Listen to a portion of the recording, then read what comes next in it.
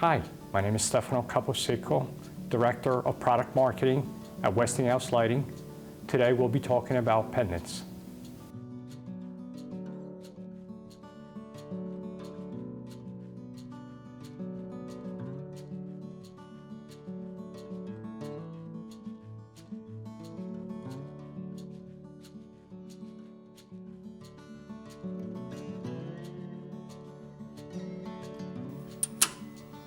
You don't need any special tools to do the installation.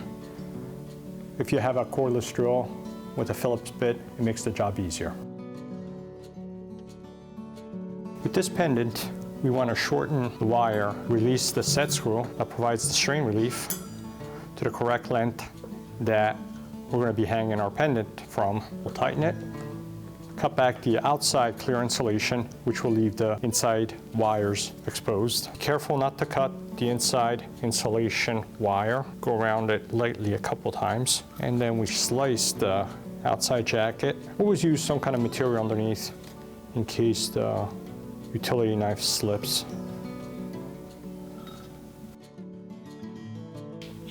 It's a clear outside insulation that leaves the three inside wires free. Since these wires are not color-coded, they come with flags. L for load, green for ground, and N for white or neutral. We want to slide these flags back past the point where we want to cut the wires off, so we'll always know exactly which wire is which. We want to cut and strip the wires.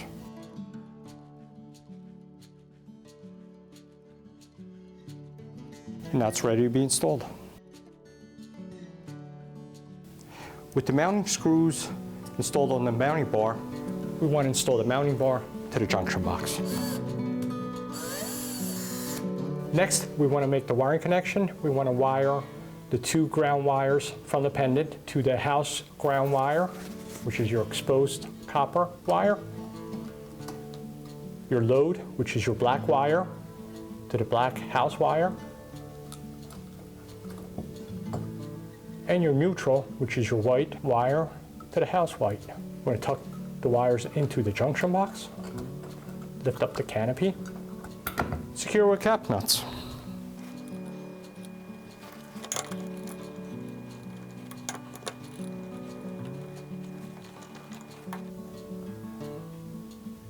Next, we want to install the light bulb. We're using an ST20 LED filament bulb. Install the bulb, turn the power on. There you have it.